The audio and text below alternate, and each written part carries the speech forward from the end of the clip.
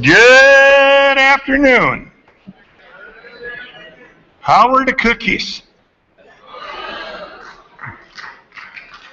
Gotta love them cookies, don't you? Yep. All right, I'm going to invite our Vice President, Carla Borkart, for a couple of announcements. And if Teresa Nygaard could be... there you go. Never mind. So again, just a couple of announcements. The travel vouchers are now available, and they're at the table in the gathering space that has all of the paper sorts of information. So travel vouchers are available at the table just outside the gathering space, and there will be a basket at the Synod office place where you can return in your travel vouchers. Rostered leaders, this is for you. So rostered leaders, pay attention. They are updating the online directory this fall.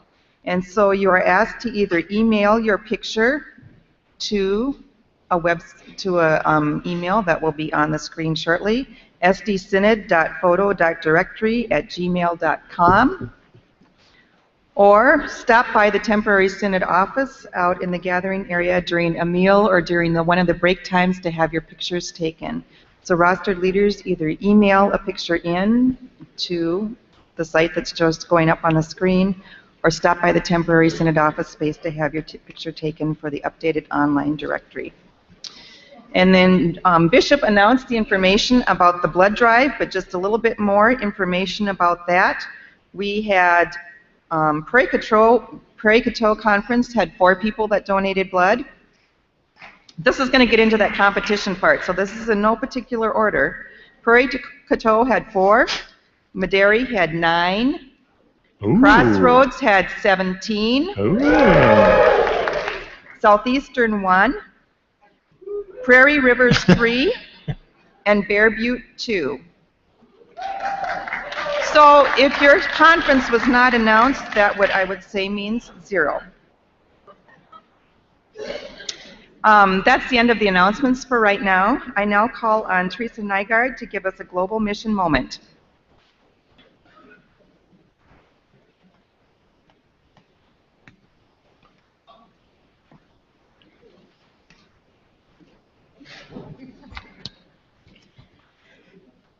Good afternoon. I have to preface my moment. I had a Holy Spirit moment when Reverend Berger was giving his talk, and when Bishop Dave was giving his State of the Synod, and I thought, well, the Holy Spirit must have been working in all 3 of us because we're all using the same words. And as I get started, I think you'll understand. There is a song that children sing in Sunday school. I am the church, you are the church. We are the church together. That's right, we are the church together. That's why I want to thank each and every one of you for your mission support. Because of the financial gifts that you have provided through your offerings in your congregation and special gifts to the Synod and to church-wide ministries, people's lives have been changed. I have been blessed to be a witness to how God has changed lives through His church because of each one of you. I would like to relate one such experience that happened on one of my trips to Nicaragua. We made our way to a community named El Dorito, a small community outside of Somoto, deep in the mountains of Nicaragua, without electricity or potable water. Elsa and Walter and other community members were so excited about our visit, and they were anxious to show us how the church had assisted them through the Green Project, supported in part by the South Dakota Synod, a project that focused on better farming practices, community gardens, varied crop selection, seed storage, providing communal water wells, and constructing latrines.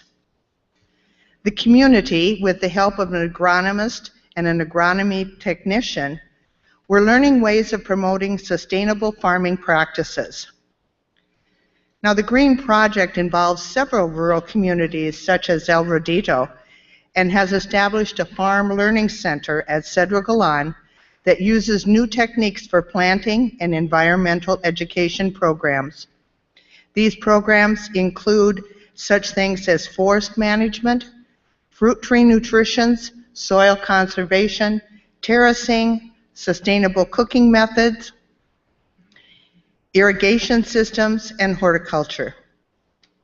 In El Rodito, the community works on a large community garden where 5 families from the local church work together to water and weed the garden of squash, mangoes, and oranges. Families also receive fruit trees and vegetable seeds to plant at home to assist in diversifying their diets with more nutritious foods, greatly improving their diet. Elsa and Walter, leaders in the community, explained to us that they were using what they had learned from the Green Project to teach others in the community. The new well in the community, provided by Lutheran World Federation, provided a consistent clean water source for drinking and for irrigation. This has made a big difference in the economic stability and health of the community. Walter and Elsa were so excited and full of hope for the future. They were hopeful for their children's future. They were hopeful for their children's children's future. They were so thankful to hear that their God and other people were concerned about them and cared enough to help. Thank you again from Elsa, Walter, members of the El Rodito community, members of the Church of Faith and Hope in Nicaragua, and thank you from myself for your support for the mission work done in communities all over the globe. A gift from one person, added together with members of the greater church, is significant. I invite you to please prayerfully consider what your offering can do and what it is doing in the world. Your prayers and financial support are definitely helping to do God's work with our hands. May God continue to bless each and every one of you. And remember, we are the church.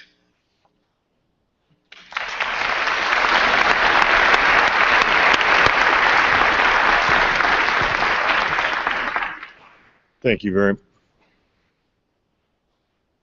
Pick a microphone, David. I'd like to thank Teresa for your presentation and for your work both in the South Dakota Synod and especially down in Nicaragua. Thank you. Appreciate it.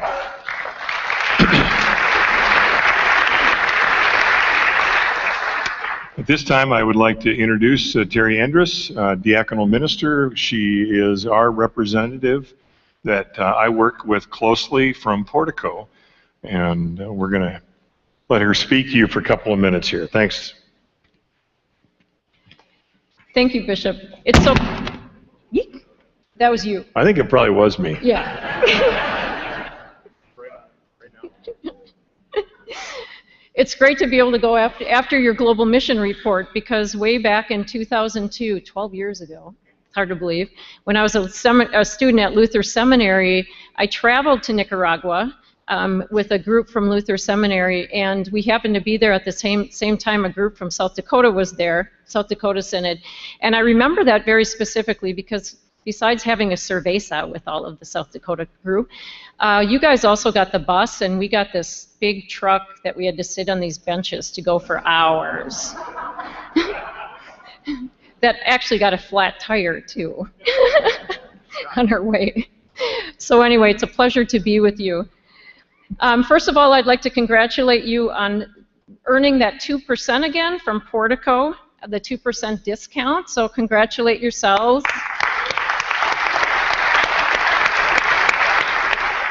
So how many of you have no idea what I'm talking about? Please raise your hand. Portico Benefit Services is the self-sponsored benefits plan of the ELCA, and as part of our ELCA primary health care plan, we offer to our plan members an opportunity to earn wellness dollars by first of all taking a health assessment through Mayo Clinic, and then if they complete the health assessment, they have an opportunity to do a Go Challenge, which I have right here, we have these at the table, to earn another $350. But because your Synod got to 65% of eligible plan members taking that assessment by April 30th, all of you who sponsor someone on ELCA primary health benefits will receive a 2% rebate, which is in your Synod totals roughly $50,000. So that's a lot of money that you're keeping into ministry in your congregations because your leaders are trying to be healthier and also earn a few bucks on the side for their health benefits.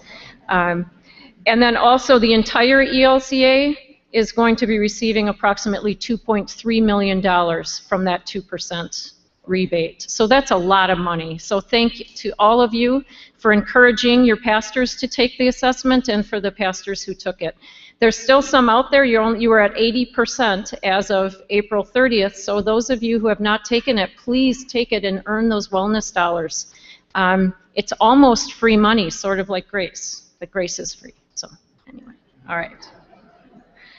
So last year, just to stay on the healthcare topic, ELCA Health Plan paid out $173 million in claims.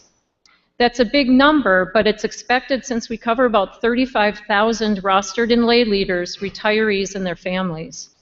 If you are here today, you are either an ELCA Health Plan member, or, now that I've spoken to you, you know someone who is.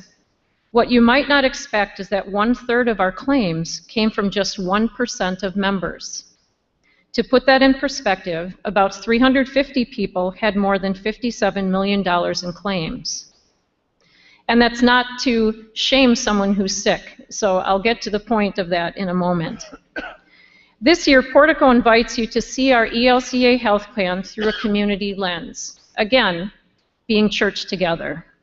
When we work together to live a healthy lifestyle and use benefits wisely, it pays off for our members and our community. According to a Towers-Watson survey, we save, as a church, about $20 million per year thanks to Portico and our members working together to become healthier and better stewards of our benefits.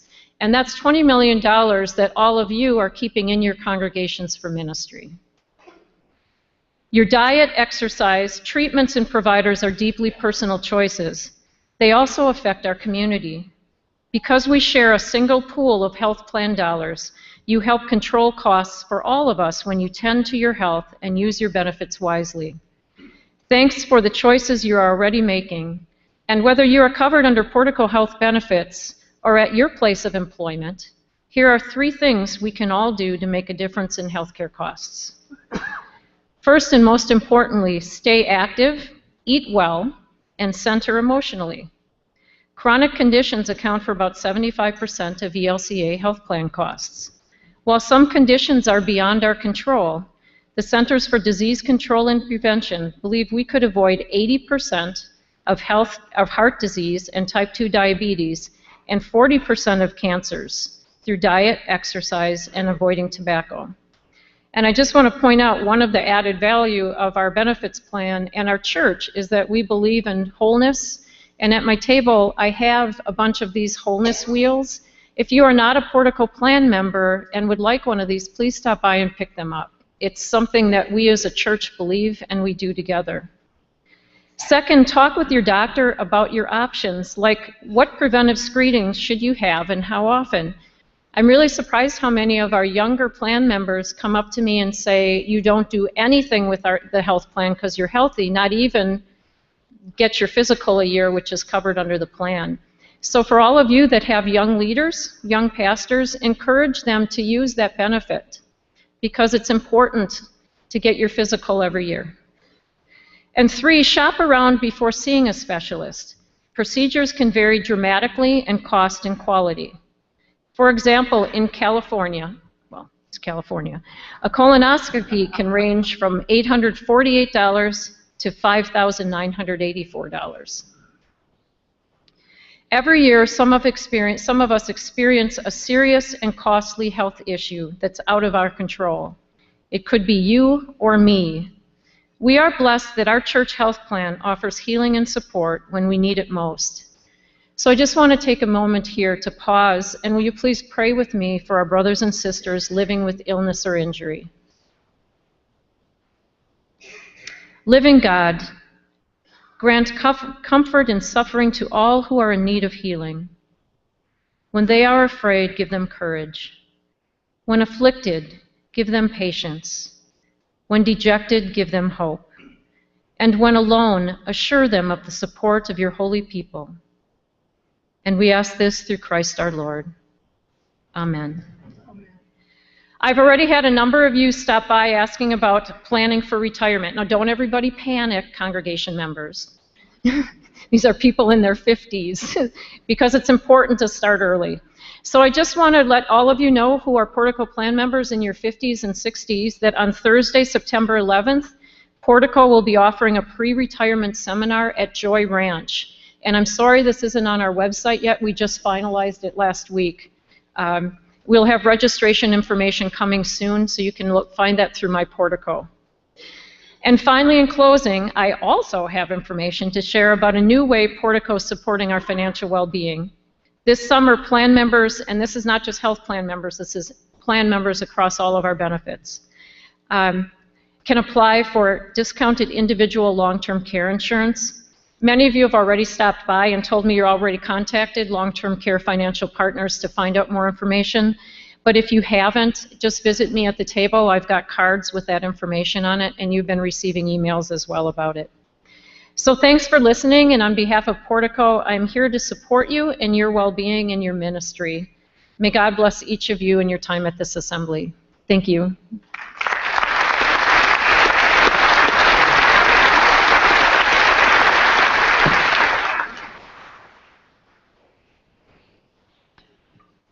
Thank you very much, Terry. Appreciate working with you.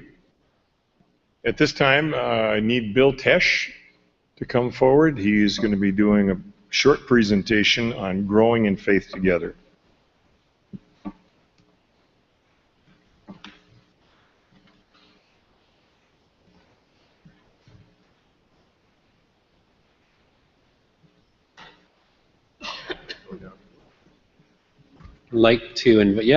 The members of our renewal team of the Evangelical Outreach Committee are also coming forward. And if the members of the election committee could please pass out the 2 colorful gift handouts at this time. Everybody gets one of each.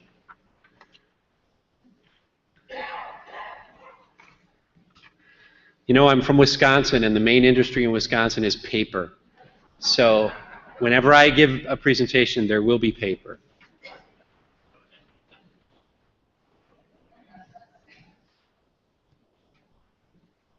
So while those are going around, I'll just say a little bit about what you're going to be seeing and hearing. We've been about the business of congregational renewal for many years in the ELCA, working with congregations. Usually a congregation comes and says, we think we're on our last legs, but we would like to figure out a way to have a future. Sometimes congregations come and say, you know, we've just awakened to the fact that there's really new neighbors around us who look different than us and sound different than us, and we have no clue how to reach out to that new neighborhood. Sometimes they come and they say, there's something new happening in the life of our church.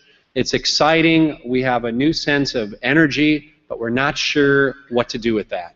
All of those are situations that face congregations who want to enter into an intentional pathway of renewal. Oftentimes it's desperation, sometimes it's realization, sometimes it's hope.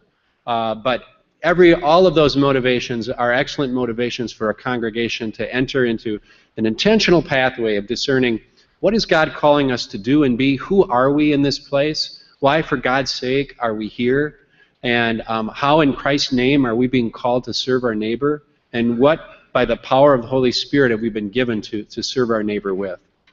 And so For 5 years, we've been very intentional about inviting congregations to consider various kinds of renewal processes, and we've had more than 18 that have responded to that. And we've learned a lot over the last 5 years. We've learned what works. We've learned what really doesn't work here in South Dakota. We've learned what's helpful, what's unhelpful. And together with people who've had a lot of experience in renewal, the members of our renewal team, we've done some work to pull together the wisdom from a variety of different sources into a new process that we're unveiling today called GIFT, Growing in Faith Together, the Gifts of God for the People of God. What is this about? This is about renewing your congregation, getting it growing again with the gifts that God has given you. My name is Becky Piper. I'm a pastor at Our Savior's Lutheran in Hermosa, South Dakota.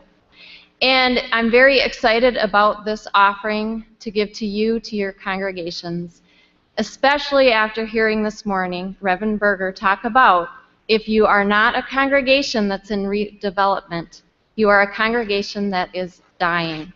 And we are very excited to offer an opportunity for you as a congregation and your members to be in intentional renewal. GIFT is asset-based. We celebrate and help you grow with what you have rather than lamenting and obsessing about what you don't have. I am Tim Serson, pastor of Good Shepherd Lutheran Church in Aberdeen. There are a number of ways that we determine our assets instead of just trying to be like the church across town or in the next community that looks so successful. One of these, an example of this, is doing something called SOAR with stick-on pads where you list your strengths together, your opportunities, what you want to see, your aspirations and results, your goals that you have. And this often creates real surprise and wonder as people see what is possible in their churches in their own unique ways that they become Christ's community where they are.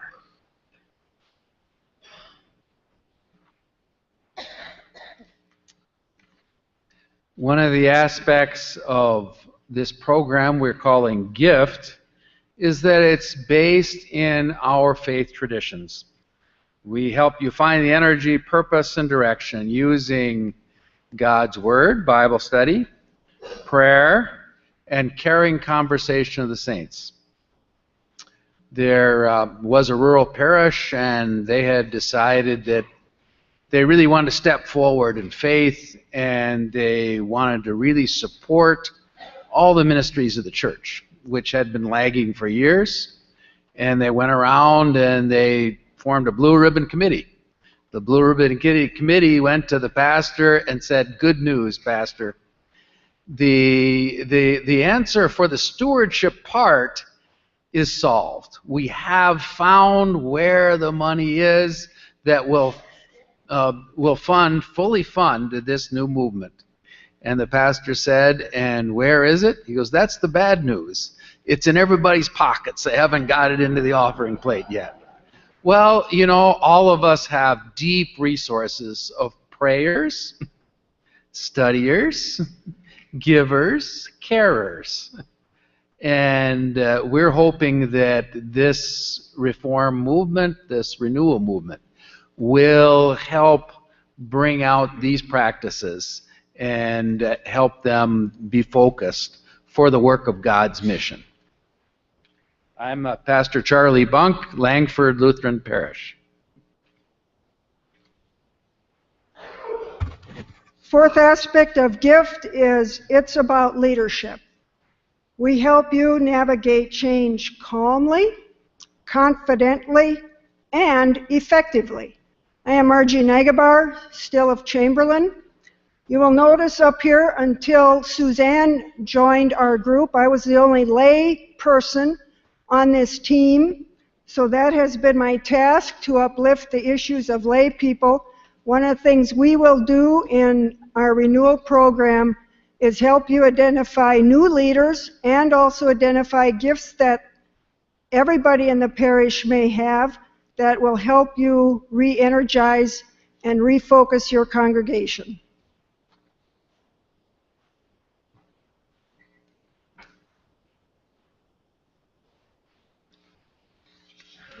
So if you're interested in entering into an intentional time of prayer and study and discerning and asking the questions about what God is up to among us and where do we hear him calling us to serve our neighbor, this will be offered September 25th through the 28th. It's a Thursday evening through a Sunday. It's at Abbey in the Hills. This was formerly called Blue Cloud Abbey. And who's invited? Bring a pastor and 4 or 5 of your lay leaders and come for a time of intentional refreshment and learning and discovering what God may be speaking to you. And I am Jackie Brown, pastor at Christ Lutheran in Salem, South Dakota. September 25th through the 28th, and there should be a handout or a brochure that's gone around. If not, there will be one, or there'll be information on the Synod website as well. Yeah, the second brochure that says what will we learn and experience at the Gift Weekend also on the other side has information about the training and the whole process with a coach, and then information about the first event. The second one actually has been scheduled now for the end of April. The specific dates you'll receive later. That's at Outlaw Ranch. So you don't attend both events. You and your team attend one, but we're offering it in 2 different locations to make that available to everybody.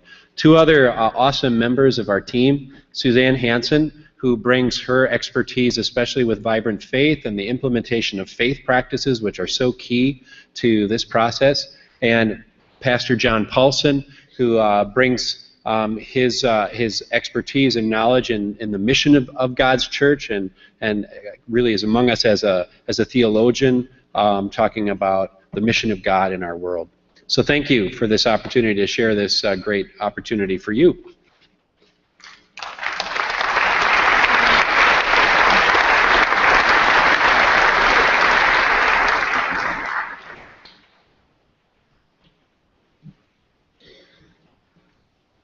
Thank you, Pastor Tesh and Renewal team. It is my privilege to reintroduce Pastor Keith Hansen, who is doing a 15-minute keynote. Great to have you here, and appreciate your work very much yesterday, and looking forward to hearing you right now. It's all yours.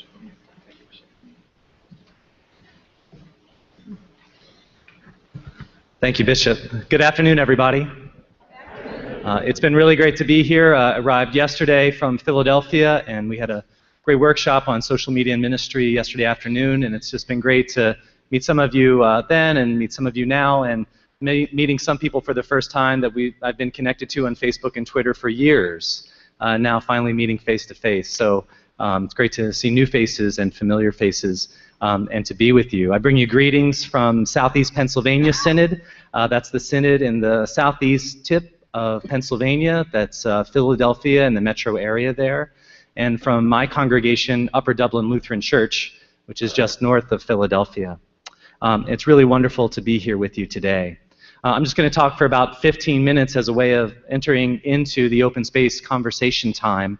I just want to start with your wonderful theme, Unbound to Live. I just love that, and love the story of Lazarus.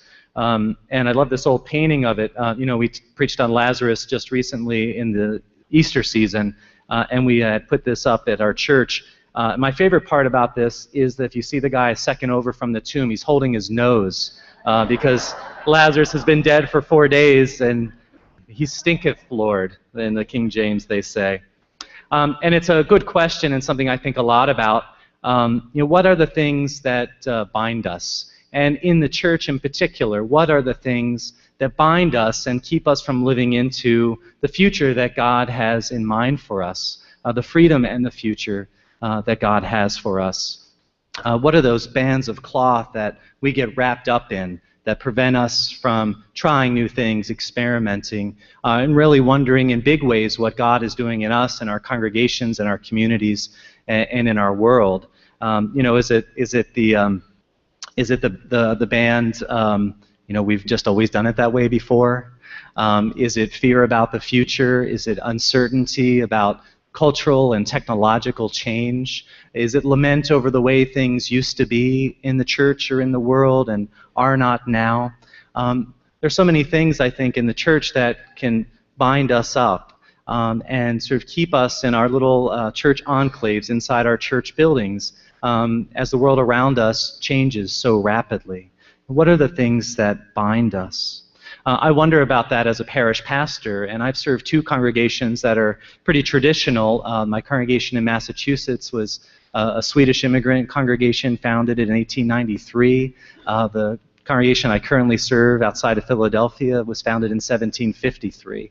And so the question is, how do we honor the history and tradition and the faithfulness of these places and these people, and at the same time step forward into this new time, this new day, and what is required of us as ministry leaders, whether we're ordained or lay, and what is God calling us to in our particular context.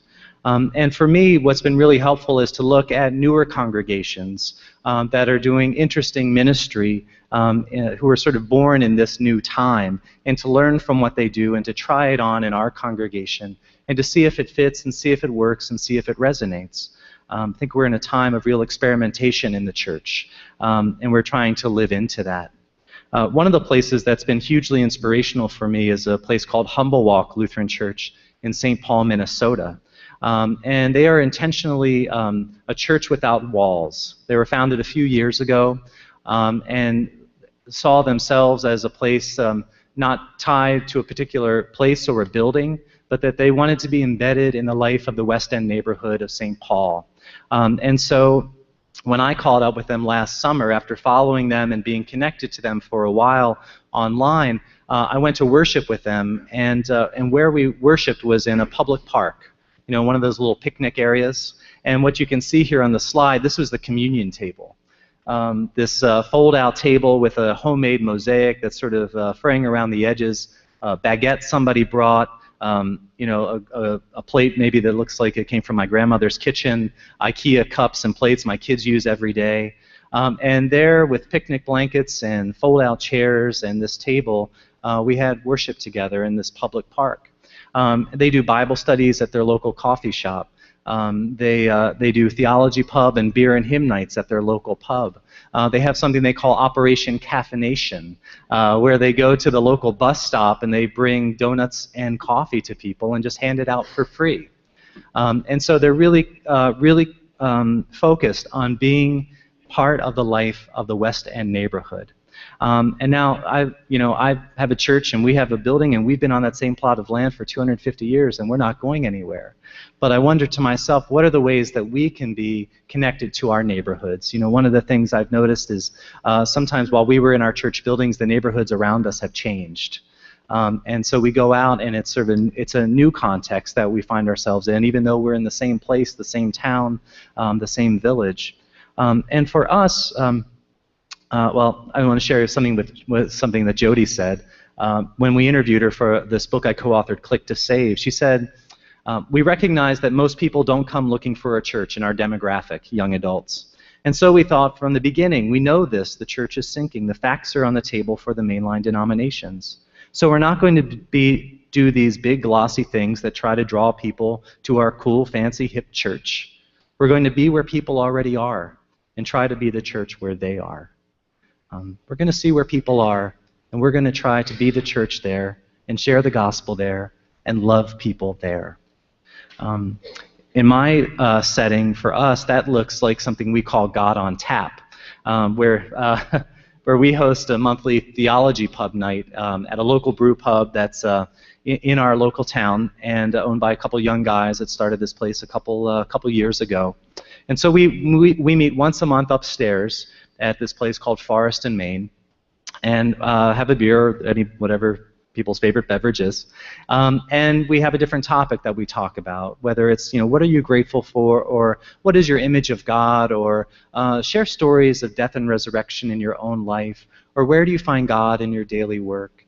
And so we take some church folk and we run into people who are not part of our church who gather with us. And we look at our lives and we ask questions of faith. And what's interesting is, sometimes I'll go to the pub on the nights we're not there. And the locals who may not ever join us know that it's happening. And they like to ask questions about, what are you doing up there? And what church is that? And they love hearing the story and seeing the church do something new. So we have a theology pub night that we do. We do a beer and hymns night occasionally, and we have coffee and conversation at a local coffee shop. And so we're trying to create these little outposts in our town at locally owned establishments where we are moving out beyond our church building and being present in these places, talking about God in these places, open to whoever might want to join us at that particular day, and it always seems to be a different group. And so we have this strong sense of place in our congregation where we've been for so long, and yet we're trying to have these places where people can find their way into faith conversation to understand what religious community is all about. But and these ideas are not new. These have been around, and I've borrowed them and adapted them from lots of friends who are doing them in their various contexts. And so it's not a new idea, but it's something we are trying on, and that seems to resonate. And I have to say that we have had some people come to our congregation because of it, but the first and most important change that's happened is that by moving ourselves physically outside of our church buildings and into our communities, it's really changed the way that we think about our own ministry at Upper Dublin. So we see our ministry not just as what happens in a certain place at a certain time, but that it's all around in the neighborhood. And not just in these particular places when we meet at the pub or we meet at the coffee shop, but in each of our daily lives as well.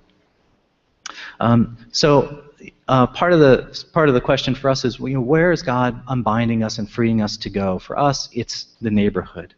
But it's not just about showing up in a particular place. It's really, I think, part of it is connecting with people in the way that they make meaning in their lives.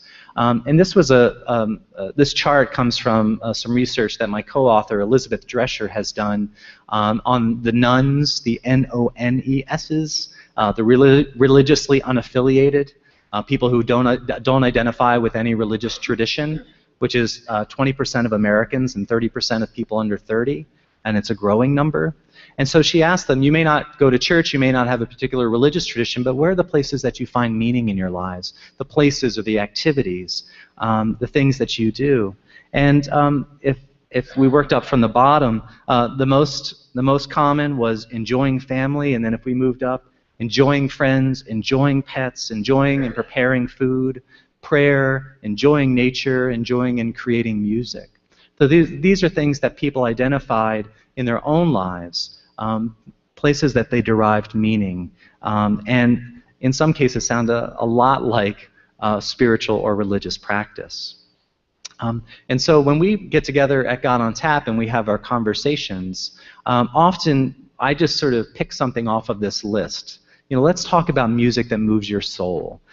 We talked about that recently, and we went from hymns to Jethro Tull, to jazz, to everything in between. Or engaging people about where they find God out in the world and in nature. So part of our being kind of out and beyond the church building is being physically present, but also listening for the ways that people do make meaning, even if they're not doing it by going to church. And I wanted to share just some stories, some examples with you from around the church of ways people are engaging these areas with people in new and different ways around the church, and maybe sort of get your thoughts going when we come to the question of what's a God unbinding you and freeing you to do in your context and your ministry.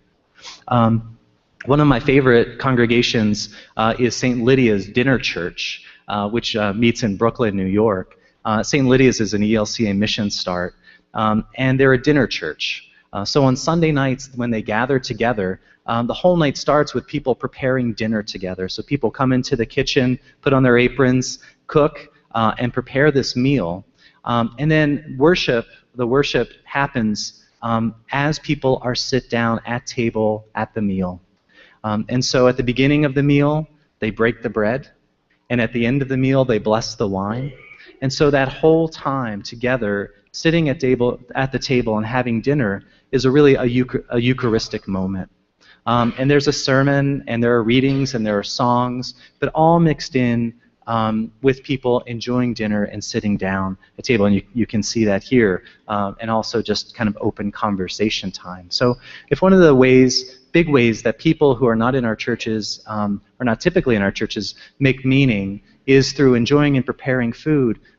Food is a central part of who we are, not just the potlucks, but also at the table as well. So how can we adapt and share our traditions for people now and invite them in?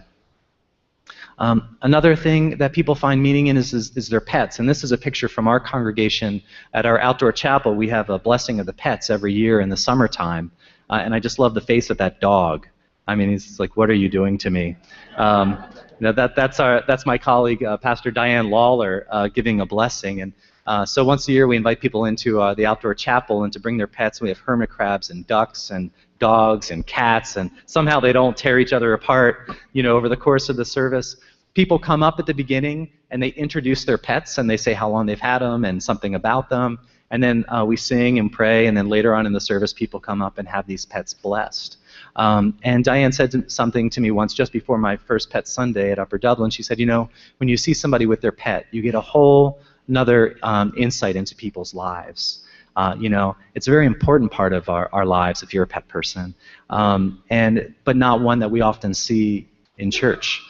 Recently, I got connected with an Episcopal priest in Illinois, and what she does, instead of inviting people into their church because they don't have the facilities to do a pet blessing, they go out to their local veterinary office, and they do a memorial service and a blessing service for pets. So they remember those pets that have died in the past year, and they do a blessing of all the pets who are gathered there. So a way of acknowledging something critically important in some people's lives, but doing it in a very public way, and not just blessing the pets, but those who care for them at the vet's office. There's a lot of churches do blessings of the bicycles, or as I was talking after the workshop, a blessing of the Harleys. When I talked about the blessing of the bikes yesterday, somebody said, I thought you were talking about motorcycles until I saw that picture of the bike. And people do that too. I have a friend that's in New Hampshire. They have a big motorcycle week in Laconia, New Hampshire, and they do a blessing of the motorcycles as well. But this is up in Boston. My friend Laura Everett at her church, UCC Church in Boston, and they have an annual blessing of the bicycles there. So they invite people to, this bicycle is a form of recreation for many people in the city. It's a form of commute. It's their commute. It's their vehicle, and they come to have that blessed. And there's such power in blessing something that people are engaged in their daily lives, to feel that they are blessed, that it's seen and known, beheld, and blessed by God. House for All Sinners and Saints in Denver, Colorado is now officially a congregation. It had been a mission start. And one of the things they've taken to doing is taking over a parking space in Denver, and putting this folding table out, this altar, and they put this clothesline out, and they put up there, it says, if you can't see, it says, write prayers for our city, for yourself, for others. And so people, as they walk by on the street, take these slips of paper, write their prayer requests, and they clip them on the clothesline. And then they have communion there. They worship together in the parking spot. And they read those prayers as they do every Sunday at their typical worship service. They read those prayers of the people as during those are the prayers of the people, not pre-prepared, but whatever anybody writes on those slips. And so you've got parking, you've got pets and veterinary offices and parking lots and pubs and coffee shops, all these different places that we can be out in the world and connecting with people who aren't walking through our doors. But not just for the sake of meeting or having them join our churches, which is always wonderful, but to know that the church is in the world and their preconceptions of church it's probably not what they think. To begin a relationship, to have an encounter with others, and in those relationships and in those encounters, discovering God. One of my favorite stories about this is about a farmer's market in Gonzales, California, in the Salinas Valley. The friend who was telling me she set up a booth at the local farmer's market as a way in her Episcopal redevelopment congregation to just try to get to know people and interact with people. And she said, you know, I went to the first day and I had this table and I had my brochures and I had this big banner inviting people to Bible study. She said, and you know what? She said, nobody ever came to my table. She said, I was so prepared. I had everything together. Nobody came. So she said, I went home and I regrouped and thought about it and talked to my colleague. And she said, then what I did was I came back and I just had a sign that said, could I pray for you? And she said, then people started to come. And they received prayer for themselves. They received prayers for, or asked for prayers for loved ones. She said at one point a father drug his son over to her table and said, please pray for my son. He needs it. And she said, you know, what she said was, in that experience and showing up to the farmer's market, she said, you know, I really became, and somebody had said, you know, you've really become the chaplain of the farmer's market, which is a wonderful thing to be present, to offer, just to pray and give blessing. In that chart, you know, the most enduring category, traditional spiritual category in those meaning-making practices was prayer. Prayer is a hugely durable category, even when you're talking with people who are not in church. People like to be prayed for, and as we said in our workshop yesterday, you know, if you just post on Facebook or wherever, what shall we pray for today? Often you'll get these responses from people like you're just so surprised because you know they're not in church. You know they're probably not very religious, but they always they avail themselves of prayer. It's always a great starting point to connect with people. Sometimes we think that'll push people away. It's too churchy. But often it's the point of connection for people and opening. Ashes to Go is another popular thing to do. It's especially popular in the Episcopal Church. So on Ash Wednesday, people will go out to the streets or to commuter rail stations, and they'll offer the imposition of ashes to people who go by. And so this has been happening in the Episcopal Church for several years, and it's starting to catch on as more people think about how is God moving us outside our buildings. And this is a way to do that. So you see a picture of it here. We did that this past year in March at our local commuter rail station. So as people were going to work, we had a sign like this, and we offered them ashes. And some people kept their head down and just kept on walking. Some people just walked right up to us and said, yes, please. And then there were the people who were like, I'm not sure. You could see it in their eyes. And they said, would you like some ashes? And they said, okay, sure. And they did. And on that really cold March morning, it was such a blessing just to offer that. And, you know, we gave them some information about our church. But they went into their day feeling known, loved, and blessed. Cathedral in the Night is a Mission Start Church of the ELCA in Northampton, Massachusetts. And it's an outdoor ministry and worship service that happens for the homeless. So around the corner in Northampton is a homeless shelter. And so they gather around the corner, actually in front of the sort of church row there, in front of a few churches that are on that street. But they meet outside to create more of a way in for people. And so it's a combination of college students and homeless. You know, one of the pastors there, it's a Lutheran and an Episcopal ministry. And one of the ministers said, you know, you really can't tell if somebody's a college professor or a homeless person in this community. And so people gather at the table for Eucharist, and there's always a meal as well. But moving out into the community in a very contextual way, bringing together these parts of the community that probably don't mix very much as a matter of course. Cathedral in the Night. So one of the quotes I love about living in this time in this place in the church is actually by a French theologian, Michel de Certeau, in his essay, How is Christianity Thinkable Today?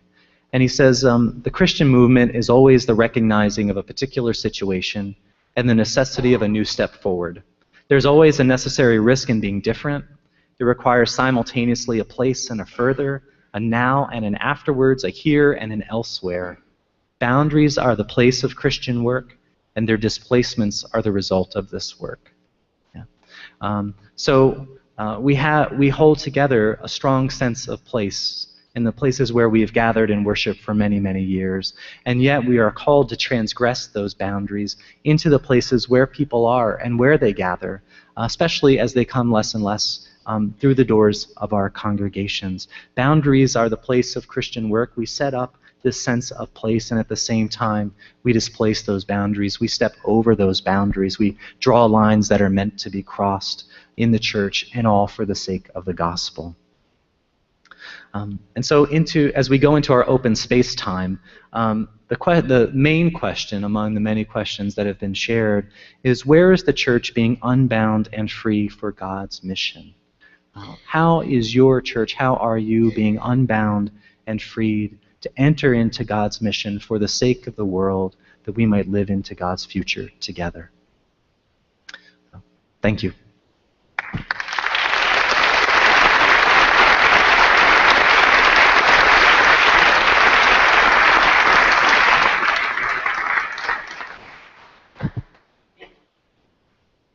Pastor Keith is going to continue to be with us. We're going to be hearing from him this evening for our keynote address as we come back together to do some honoring of milestones and some greeting, but then we're also going to be hearing again from Pastor Keith.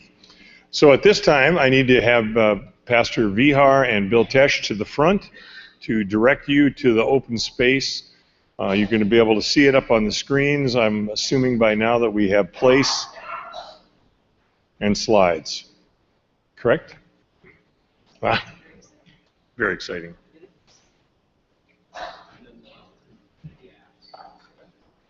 Okay. I don't look like Pastor Vihar, do I? Well, Bill Tesh is right there. And, yes. We lost him. We lost him. In the open space, we lost him.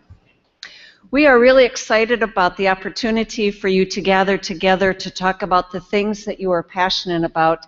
And as you can see the list rolling through, we have a variety of topics that we're going to talk about.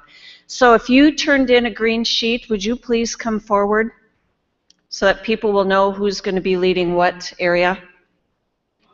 Come on down. Don't be shy.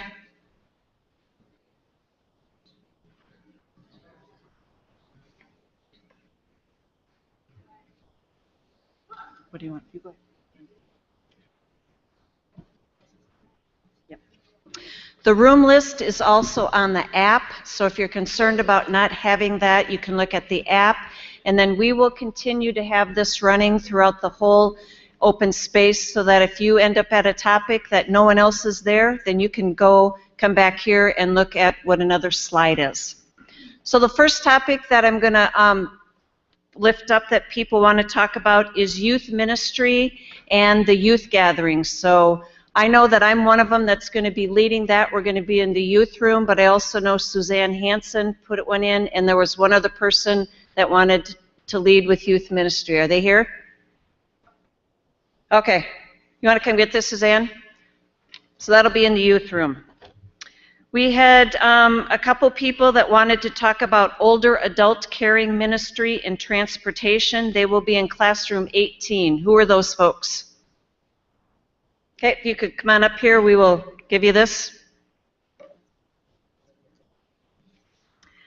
We have Native American ministries, and I know there were a couple people with that. That will be classroom 16. Who is that with the Native American? I'll leave these lists up here, and you can come get it, Jonathan. We had 3 or 4 people that wanted to lead about worship, and so anyone interested in worship is going to be in the Celebrate service right here. I know Jay Beach is going to be one of those, and there were some other folks that were interested in the digital things with ministry. That will also be a part in here. We have folks that want to talk about campus ministry, classroom 9. We have folks that want to talk about hunger and poverty, and we grouped a few of those together. That will be in the friendship room. That would be the hunger and the poverty. That would be, I know Daryl Schubert was one of those interested in that. Next, we have LGBT ministry opportunities. That will be classroom 12. I believe that was Kayla that was willing to lead that one. Reconnecting science and faith for the rest of us will be in the chapel. That was John Christofferson.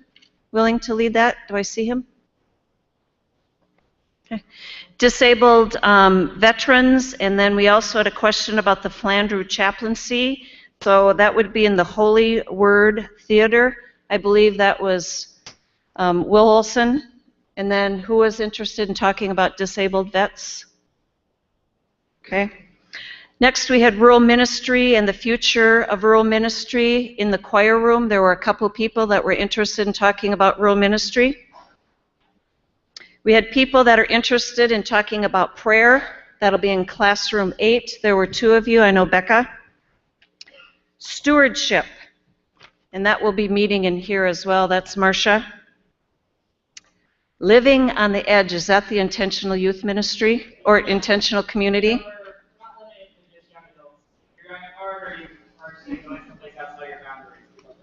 Okay. Rethinking membership, that is Trey's. The Lutheran Church in Nicaragua, who would that be?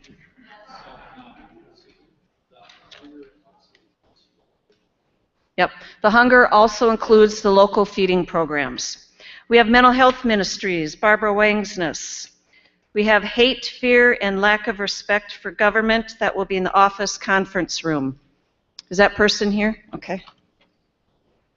We have a Q&A with LSS. Any questions you would have about Lutheran Social Services is classroom 19. I think they're already down there.